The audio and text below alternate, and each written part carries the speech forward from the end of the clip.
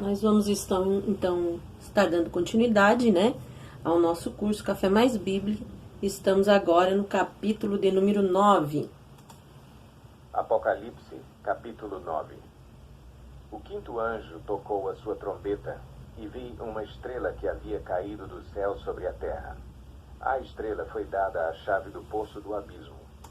Bom, aqui nós vimos então, né, que foi dado a chave do poço do abismo a essa estrela.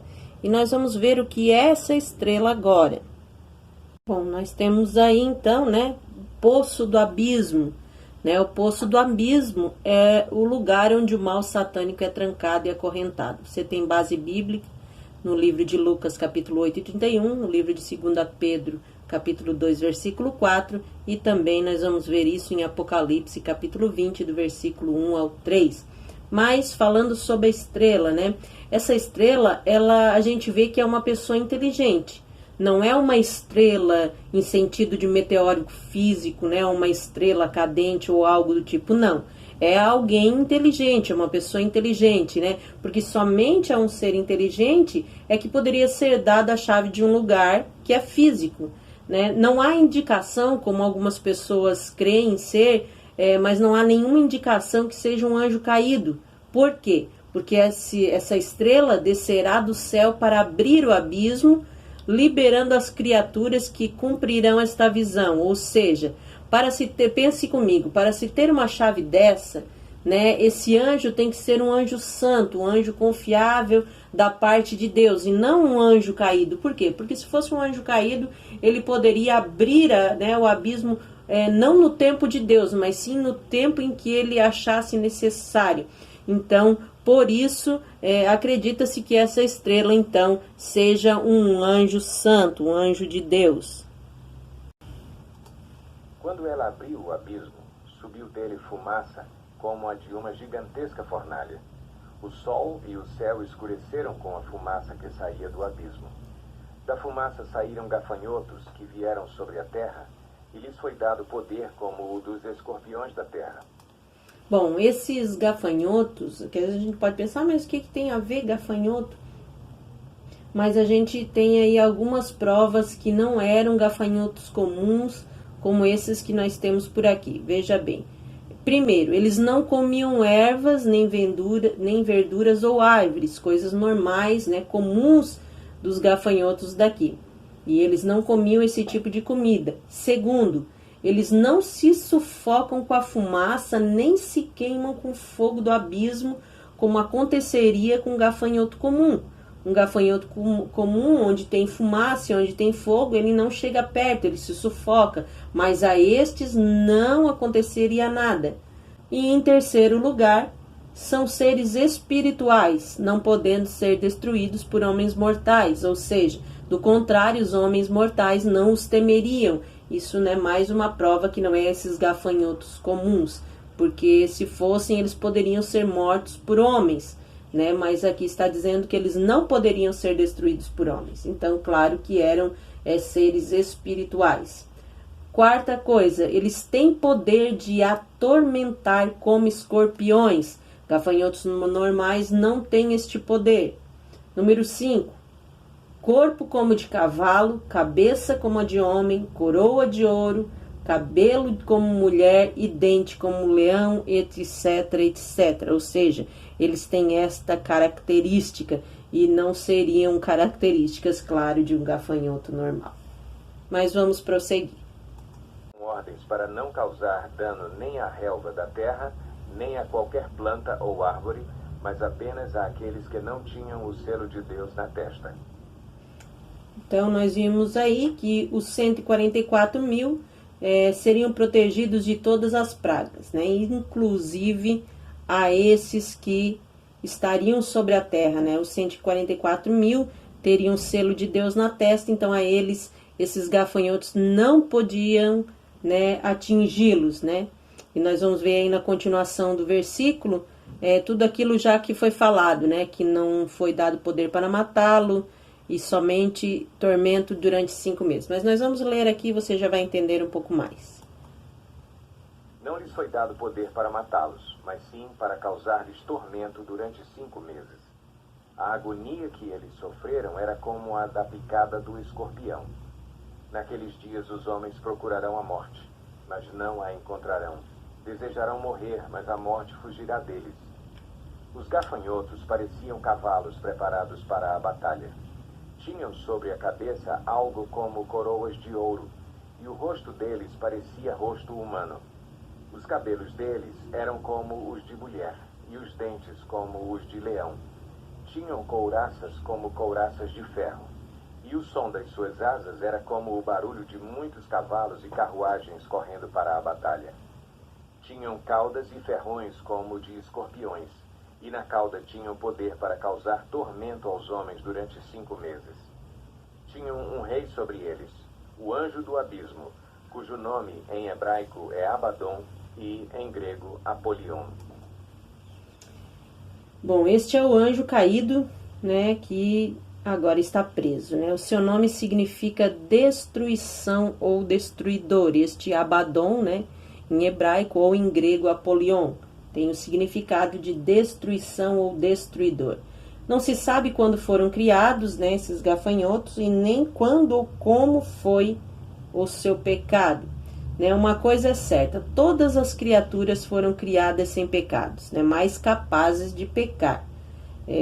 Isso é fato, né? Deus não criou eles com pecado, mas sim com a capacidade de pecar, ou seja, de cometer falhas, né? A isso nós chamamos também de livre-arbítrio. O primeiro ai passou, 2 outros ais ainda virão. O 6º anjo tocou a sua trombeta e ouvi uma voz que vinha das pontas do altar de ouro que está diante de Deus. Ela disse ao 6º anjo que tinha a trombeta: solte os 4 anjos que estão amarrados junto ao grande rio Eufrates. Os 4 anjos presos ao Eufrates são anjos caídos. Esses anjos não seriam anjos bons, porque anjos bons, claro, é óbvio, não estariam presos. E então esses anjos caídos, cada um comandava 50 milhões de demônios, né? E eles então se dirigirão às 4 direções, né? Norte, sul, leste e oeste, para matar então a 3ª parte dos homens, né? E o Eufrates aí está simbolizando, né? Está associado, né? Aos juízes então ao juiz de tribulações. Os 4 anjos que estavam preparados para aquela hora, dia, mês e ano foram soltos para matar 1/3 da humanidade. O número dos cavaleiros que compunham os exércitos era de 200 milhões. Eu ouvi o seu número. Os cavalos e os cavaleiros que vi em minha visão tinham este aspecto. As suas couraças eram vermelhas como o fogo, azuis como o jacinto e amarelas como o enxofre. A cabeça dos cavalos parecia a cabeça de um leão, e da boca lançavam fogo, fumaça e enxofre.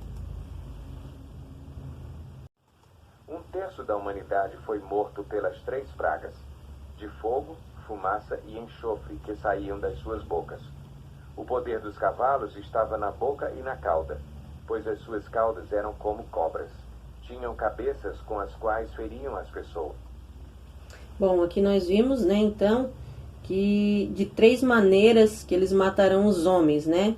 Primeiro, pelo fogo que sai das suas bocas. Segundo, pela fumaça que sai das suas bocas. E terceiro, pelo enxofre que sai das suas bocas. O restante da humanidade que não morreu por essas pragas, nem assim se arrependeu das obras das suas mãos.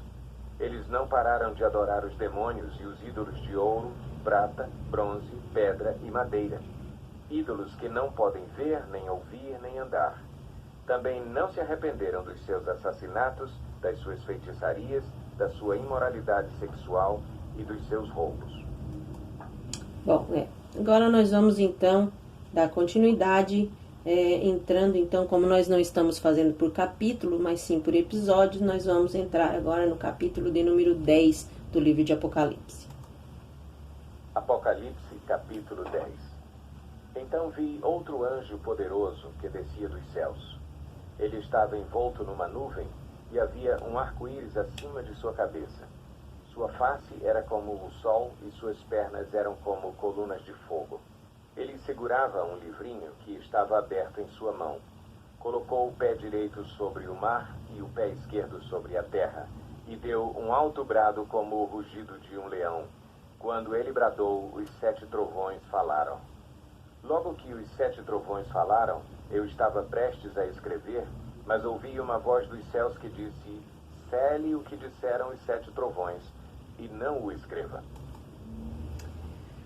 Bom, aqui é a prova que tem coisas que realmente são mistérios, né? E serão revelados somente naquele dia. Não se sabe aqui o que foi revelado para ele, né? Então, como se diz, é mistério, né? Nós podemos conferir isso lá no livro de Deuteronômio, capítulo de número 29, o versículo 29, que fala também que tem coisas que estão reservadas somente para aquele dia, que são mistérios de Deus. Então o anjo que eu tinha visto em pé sobre o mar e sobre a terra, levantou a mão direita para o céu e jurou por aquele que vive para todo o sempre, que criou os céus e tudo o que neles há, a terra e tudo o que nela há, e o mar e tudo o que nele há, dizendo: não haverá mais demora, mas nos dias em que o 7º anjo estiver para tocar sua trombeta, vai cumprir-se o mistério de Deus, da forma como ele o anunciou aos seus servos os profetas. Depois falou comigo mais uma vez a voz que eu tinha ouvido falar dos céus. Vá, pegue o livro aberto que está na mão do anjo que se encontra em pé sobre o mar e sobre a terra. Bom, esse livro é o mesmo livro que está lá em Apocalipse capítulo 5. Assim me aproximei do anjo e lhe pedi que me desse o livrinho. Ele me disse: pegue-o e coma-o. Ele será amargo em seu estômago, mas em sua boca será doce como mel. Peguei o livrinho da mão do anjo e o comi. Ele me pareceu doce como mel em minha boca, mas ao comê-lo senti que o meu estômago ficou amargo.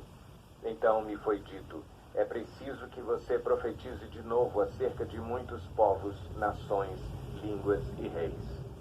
Bom, isso aí é um ditado, né, que se havia naquela época a respeito do estar doce, né, na boca e amargo no estômago. Isso era um ditado hebraico que significava que a verdade é sempre doce quando se recebe a revelação de Deus, mas que ela se torna amarga quando se vê que o seu conteúdo diz respeito ao próprio povo, né? Ou seja, quando recebemos algo de Deus, nos alegramos e às vezes nos parece doce, a gente sai feliz, aquilo entra doce, mas se nós pararmos para analisar, quando nós vamos digerir a mensagem, o recado de Deus enviado pelo profeta, sempre é algo que nos confronta, é Deus nos confrontando, nos alertando, e muitas vezes acaba se tornando amargo no nosso estômago, mas claro, não que isso seja para o nosso mal, mas sim que isso é algo de Deus para nossas vidas, porque nós precisamos ser confrontados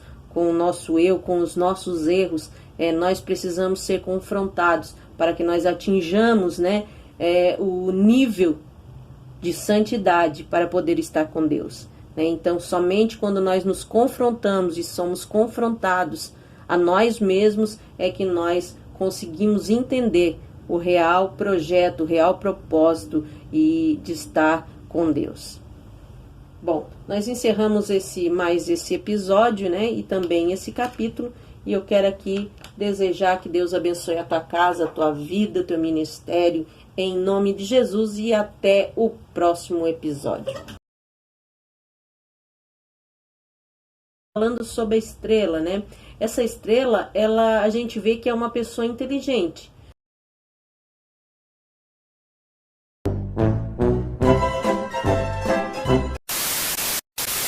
Mortais que os homens temeriam, né? Gafanhotos mortais, não. Esquece essa parte. Tira o número 3, vou começar de novo.